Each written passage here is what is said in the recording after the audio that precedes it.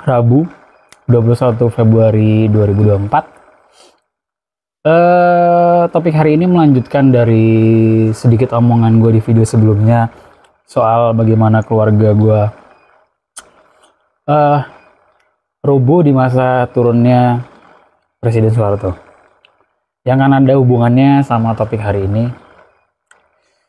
Karena beberapa waktu yang lalu gue ngedenger Mas Sabrang, Noleto, ditambah lagi Panji Pragiwaksono ngomongin soal politik ini. Gue nggak tahu, gue lupa di mana, mungkin di Om Deddy kali ya. Mas Sabrang bilang hari ini tuh bisa atau gampang akses untuk siapa pemimpin yang bakal kita pilih untuk visi misinya dan ya bla bla blanya lah. Jadi kalau kalian bingung untuk mendalami bagaimana ini bagaimana itu dan segala macamnya gitu, cara yang paling mudah ya apa yang paling dekat dari kalian. Misalnya kalian petani ya mungkin kebijakan tentang pupukkah yang akan dipeduliin atau disubsidi atau gimana ya kalian sesimpel atau sesepele milih dari cara yang begitu aja gitu. Gak usah yang harus tahu sampai kebijakannya gimana, masa lalunya apa dan segala macam, berapa banyak pemimpin, soal ekonomi gimana, soal industri gimana, soal ini gimana. Gak usah terlalu jauh. Kalian mungkin cukup untuk tahu bahwa kalau kalian petani ya harga pupuk gimana, harga penyemprot hama gimana mungkin, atau kebijakan apa yang akan berpihak kepada kalian, lalu ya udah memilih pemimpin itu gitu. Nah, gue malah agak mikir kayak mungkin gue kurang setuju, tapi gue belum punya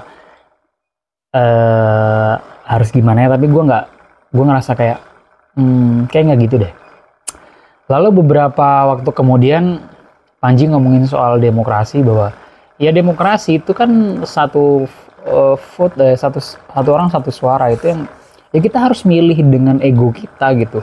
Ibaratnya kayak dia dibilang egois banget kalau nggak ngedukung Anies cuman karena supaya Anies jadi gubernur aja gitu, jangan jadi presiden. Kok egois banget sih?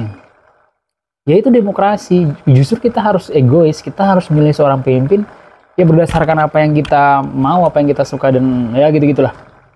Intinya kita harus egois gitu. Oke, gue ngerasa kayak ya mungkin benar gitu, tapi gue nggak setuju juga gitu. Karena setelah dua hal ini gitu, tiba-tiba gue muncul pemikiran kayak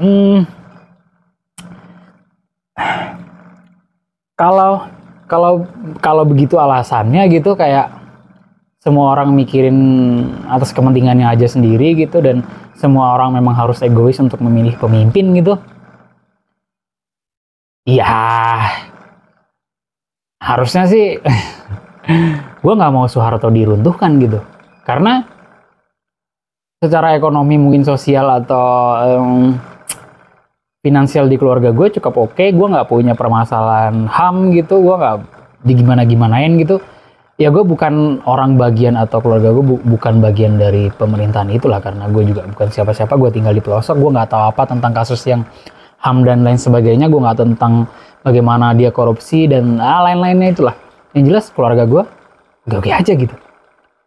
Kalau mikirannya adalah atas kepentingan pribadi kita masing-masing gitu, atas ego kita masing-masing gitu, ya gue nggak mau lo demo buat nurunin Soeharto gitu. Gue nggak peduli gitu. Gue nggak peduli kepentingan HAM kalian. Gue nggak penting soal gimana-gimananya gitu. Kalau gue mikirin kepentingan atau keluarga gue atau orang-orang yang senada dengan gue mikirin kepentingan pribadi, kayak enggak, Soeharto oke aja, ngapain sih kalian gitu.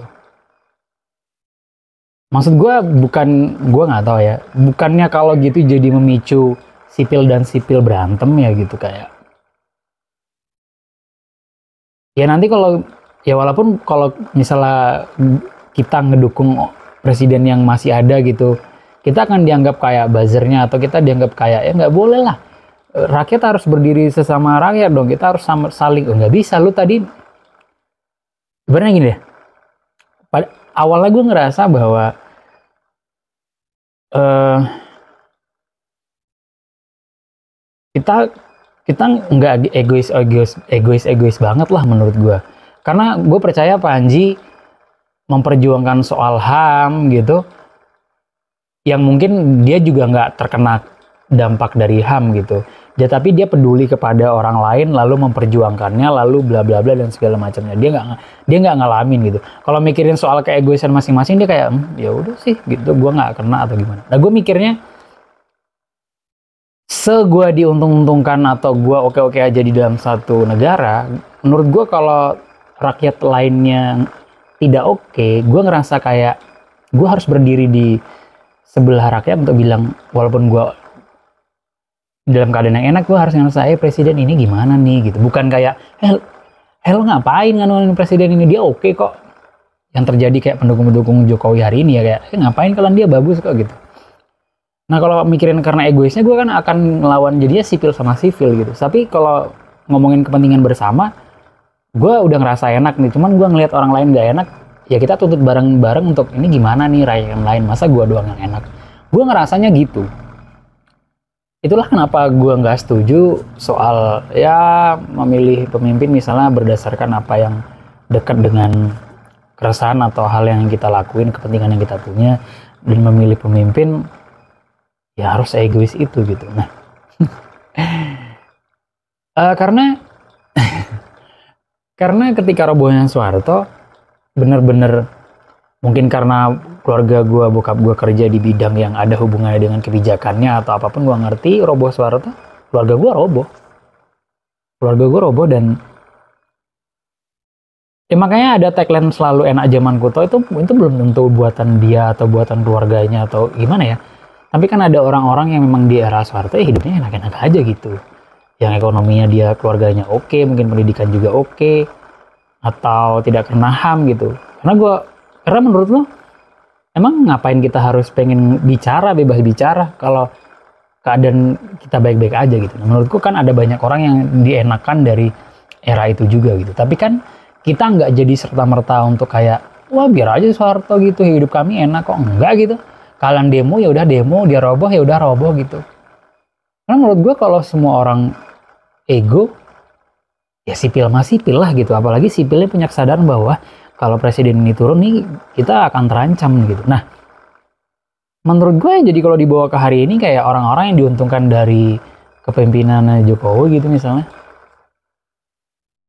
ya mereka tetap mikir kayak, ya kalau bisa dilanjutkan lah gitu. Mumpung ada anaknya misalnya di salah satu wakil gitu, ngapain dirubah gitu.